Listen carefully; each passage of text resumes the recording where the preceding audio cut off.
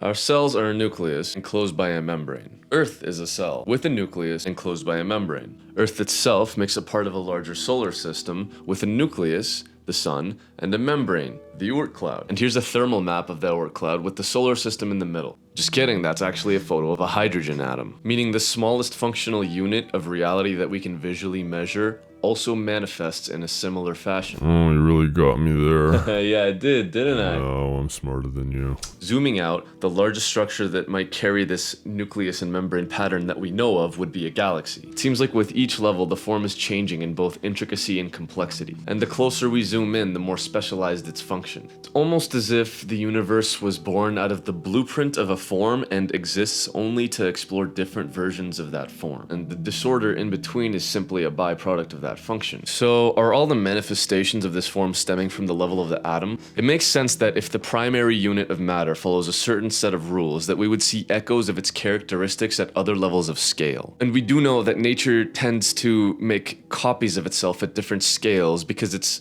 more simple and efficient. So think trees, they grow by continually replicating their own form. You could snip a branch off a plant, put it in the ground, and it'll continue to grow in the exact same manner. So these are known as fractals, a self-replication with each factor becoming smaller and smaller, resulting in a denser concentration of complexity. But now this begs the question, why? Why does reality manifest these similar forms at different scales? What is the point of origin? Where did the original form come from?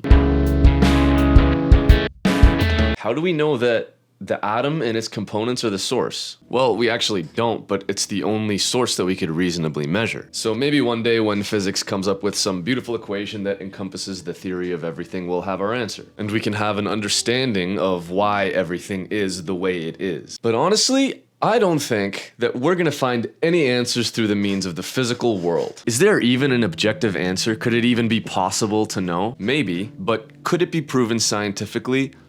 I would argue almost definitely not. Atheists like to think of themselves as more rational than religious people. And look, maybe they are, but honestly, they require just as much blind faith in science's ability to explain the origins of reality as religious people. And I know that sounds crazy, but I have a reason for why I think that. Let me explain. The only difference is where they choose to place their faith. Wow, what a call out when you're gonna drop your atheist diss track. Well, it's not a roast, it's just an observation. Yo mama's so fat they use her to study gravity. Where did that come from? Just an observation. Oh, again, the only difference is where they choose to place their faith. One believes in an external yet integrated and incomprehensible force called God, and the other believes that reality's origin can one day be explained by science. But which one is more likely to be true? I mean, science does have a really good track record when it comes to explaining reality's rules. And religion has a really good track record of lying about them. Well, consider this. So, if reality really did have a point of origin, then rules and logic, assuming they are constant, would have been formed at its inception.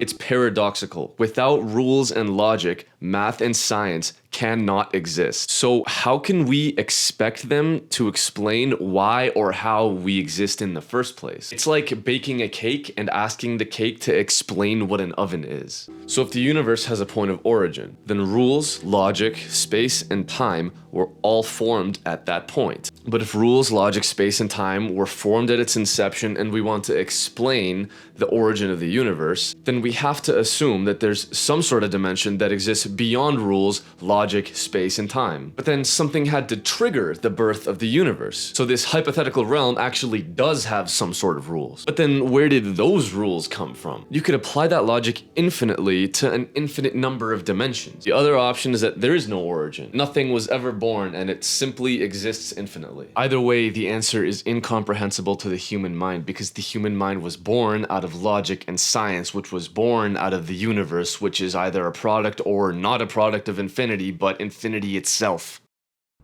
What are you even saying? I don't know, and that's the thing, and that's where logic keeps taking me. Incomprehensible nonsense. It's almost more reasonable to ascribe everything to a creator. Oh wait, except who created the creator? Did he create himself or are there infinite creators? My brain hurts. Oh, and the atom isn't even the primary unit of matter either. We're constantly discovering smaller and smaller particles that make up matter. And we don't actually definitively know that galaxies are the largest cosmic structures. It could just keep going infinitely in either direction.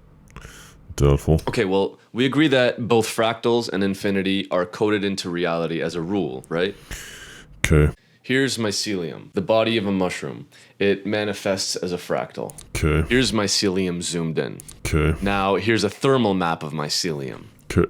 Wait, that's not mycelium, is it? Nope, that's a map of galactic superclusters in our universe. So our galaxy would be a speck on a speck of this image. Alright, you got me. My mind is blown. Really? No, I'm smarter than you. So, you think our entire galaxy is a single atom on a giant 4D fungus? I didn't say that, but yeah, I guess it's possible. If reality is one giant mushroom, maybe that explains why reality breaks down when we eat them. Oh boy, here he goes. Or it explains why we observe that the universe growth is inexplicably accelerating rather than slowing down like we would expect it to. Maybe the Big Bang singularity was actually a spore.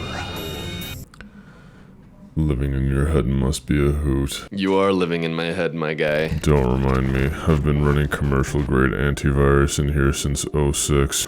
It's a losing battle. But hey, at least you think about boobs a lot. Yeah, boobs are nice. They cure existential dread, man. True.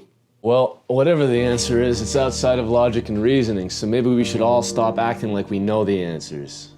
Anyway, that's just some food for thought.